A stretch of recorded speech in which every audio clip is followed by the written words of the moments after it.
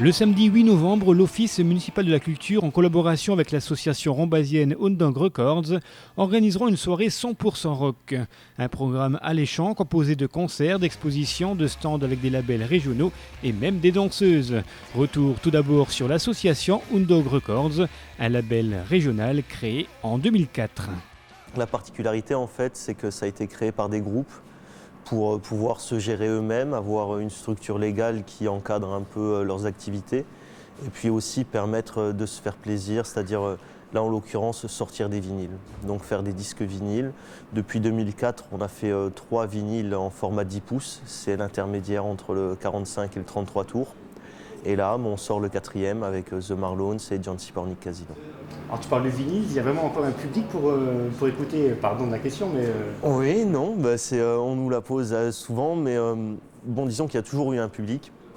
Déjà, tout ce qui est disque jockey a toujours travaillé essentiellement en vinyle, et par la suite, dans le milieu du rock où on évolue, le support vinyle est quand même le support de prédilection.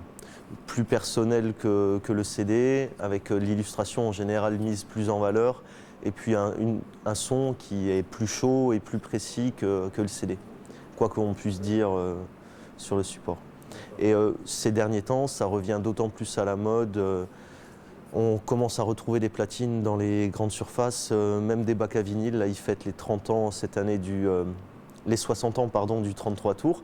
Donc on retrouve des rééditions d'albums très connus en vinyle un peu partout dans les grandes surfaces. Et c'est justement à l'occasion de la sortie de leur dernier album que cette soirée rock sera organisée. Un split avec 2 faces et avec 2 groupes.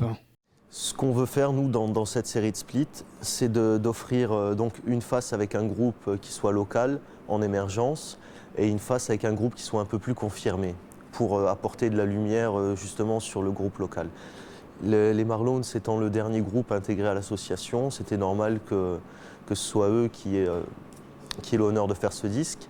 Et pour Jancy Pornic Casino, c'est une rencontre qu'on a eue avec eux. On s'est rencontrés plusieurs fois à l'occasion de concerts. On a eu l'occasion de travailler plusieurs fois ensemble. Et on leur a proposé de faire ce disque avec nous. Ils ont été tout de suite d'accord. The Jancy Pornic Casino qui sera donc à Romba samedi soir, c'est ça.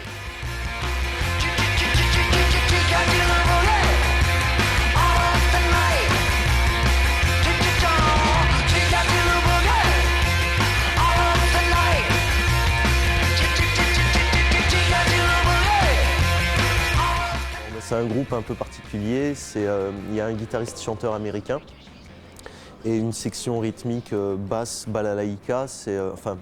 Basse balalaïka, c'est comme une contrebasse russe, on va dire, pour faire rapide, et un batteur qui sont d'origine russe. Et ils sont tous les 3 basés en Allemagne, et ils mélangent dans leur musique grand nombre d'influences rock'n'roll, en allant de la musique crooner à la Sinatra jusqu'au punk de Las Vegas, au rockabilly, à la surf music, et à tout ça ils intègrent des airs populaires russes, des choses comme ça. Une musique assez généreuse et assez diversifiée.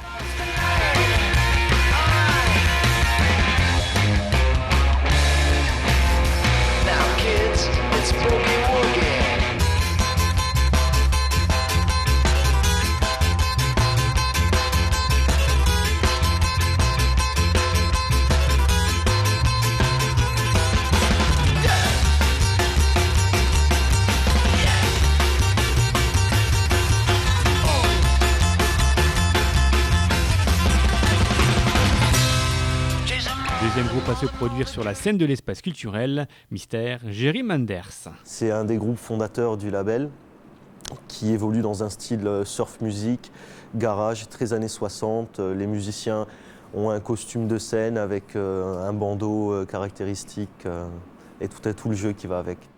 Et donc, troisième groupe de la soirée à se produire, le groupe des Marlones, basé dans le Jarnisy.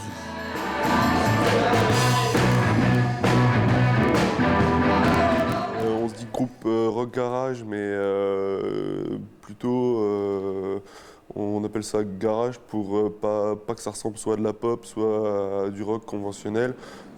C'est plutôt influencé par des groupes qui sont les Stooges ou plus récemment des groupes comme les Black Lips. Donc c'est des choses assez soit noisy, assez péchues et assez simples finalement et qui envoient bien, quoi.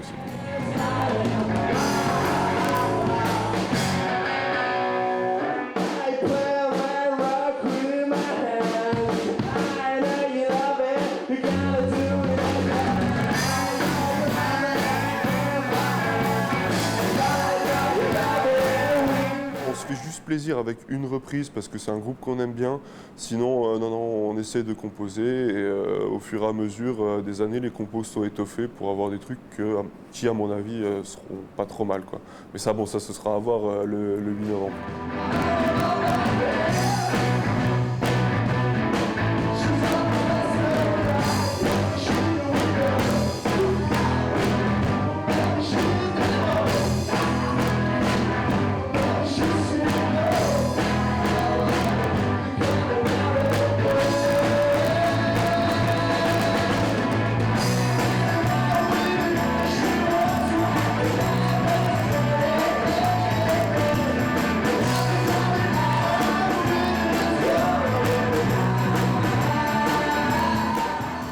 Je pense que Undog Records a fait un super boulot pour cette soirée, puisque il y a beaucoup de gens qui ont bossé sur le projet et ce sera vraiment, je pense qu'on pourrait attendre d'une soirée rock, quoi, à savoir des bons groupes, de la bonne musique, des super expos et puis une ambiance générale qui sera vraiment très rock, comme on pourrait l'espérer, ce qui n'est pas chose courante dans le coin, quoi.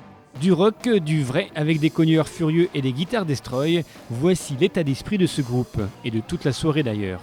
Une soirée et même un week-end chargé, puisque les festivités débuteront dès le vendredi. Ça commencera le 7 novembre à l'atelier musical de Romba avec une masterclass de John Cipornik Casino, où justement, par l'intermédiaire d'un traducteur, on pourra mieux connaître le groupe et tout l'amas d'influences qu'ils expriment. Le lendemain, dans l'après-midi, chez Isler BD à Metz, il y aura une séance dédicace de l'illustrateur de la pochette, Jean Pourfraise, qui est lui belge en fait. Il sera là aussi à l'espace culturel le soir. Alors on a fait un petit parcours dans la salle, on entrera par son exposition, où il y aura vraiment de nombreuses œuvres qu'il aura ramenées avec lui qui seront exposées. Et puis en entrant dans la salle, il y aura une dizaine de stands qui rassembleront un peu les forces vives dans le milieu du rock dans le Grand Est. Il y aura un collectif de graphistes qui fait du custom sur voitures et autres. Il y aura plusieurs labels, il y aura un studio d'enregistrement, il y aura des boutiques spécialisées vinyles. Enfin tout ceci voilà, pour montrer la certaine vivacité qu'il y a dans le milieu et chez les productions, dans les productions régionales. Que ce soit le vendredi ou le samedi soir à l'espace culturel, ne manquez donc pas les différentes animations et concerts programmés par les organisateurs. Vous êtes rock, alors ce programme est fait pour vous. Vous l'êtes un peu moins ou vous ne connaissez rien à cet univers, osez et franchissez la porte. Le rock, on l'a dit, c'est un état d'esprit, mais finalement accessible à tous. Maintenant, je pense que plutôt qu'un dressing code, plutôt qu'une tenue vestimentaire ou qu'une attitude, je pense que c'est une façon de vivre, une façon d'être de tous les instants. Je pense qu'on peut être rock à tous les âges et puis sans forcément écouter du rock à fond du matin au soir.